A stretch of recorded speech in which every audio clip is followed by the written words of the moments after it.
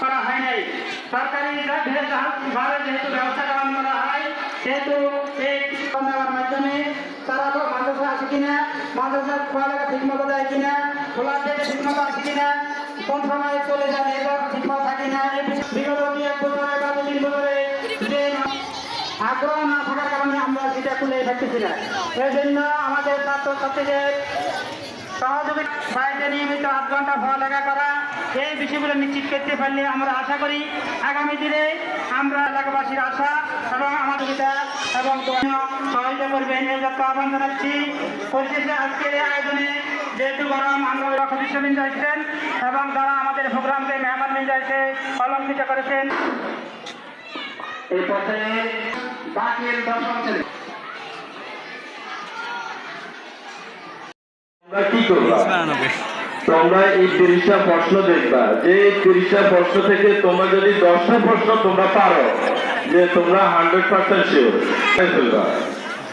আরো মনে করো আরো 10টা প্রশ্ন তোমরা পারো বা ভুল হতে পারে, শুদ্ধ এই কারণে দরকার না। তোমরা আগে তোমাদের যে কনফারেন্স যেটা বলতা, যে 10টা প্রশ্ন, সে 10টা প্রশ্ন তোমরা দেখাই ফেলবা, তাহলে হয় কি 30-এ 10 পাইলে পাস। তো তোমরা বসে থাকলে যে কেউ বলে দিবে, কেউ দেখাইবে, এই আশা করতে করতে তোমাদের 30 মিনিট সময় নষ্ট হয়ে যায়। সেটা যেন না হয়, ঠিক ওরকম তোমরা যখন খাতা সুযোগ দিবে না, তোমরা সেই সুযোগের আশা না করে তোমরা যদি 2টা প্রশ্ন দিতে উপস্থিত অত্র প্রতিষ্ঠানের প্রিয় ছাত্রছাত্রীবৃন্দ,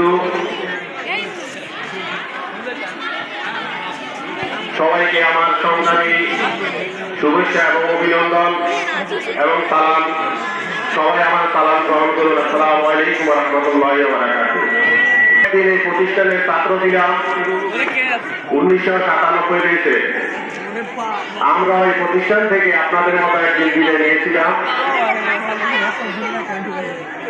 একটা কথা মনে রাখতে হবে,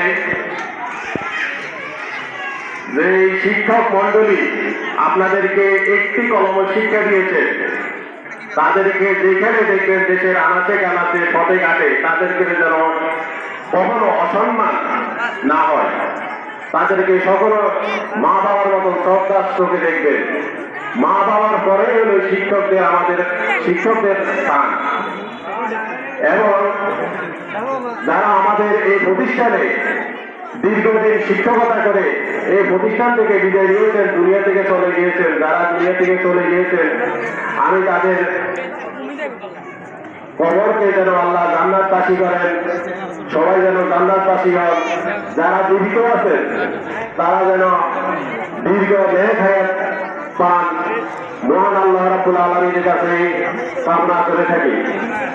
এবং যারা পরীক্ষার্থী আছেন তাদের সফলতা এবং উজ্জ্বল ভবিষ্যৎ কামনা করে তারা এই মাদ্রাসা থেকে পাশ করে আরো উচ্চ শিক্ষিত হয়ে এই মাদ্রাসার উন্নয়নের ক্ষেত্রে অবদান রাখবে, এই আশাবাদ ব্যক্ত করে আমি আমার বক্তব্য এখানে শেষ করছি। আসসালামু আলাইকুম ওয়া রাহমাতুল্লাহি ওয়া বারাকাতুহু। অত্র মাদ্রাসার সাবেক সম্মানিত সুপার জনাব আব্দুল্লাহ মাহমুদ শিক্ষার্থীদের বিদায় দোয়া মাহফিলে প্রধান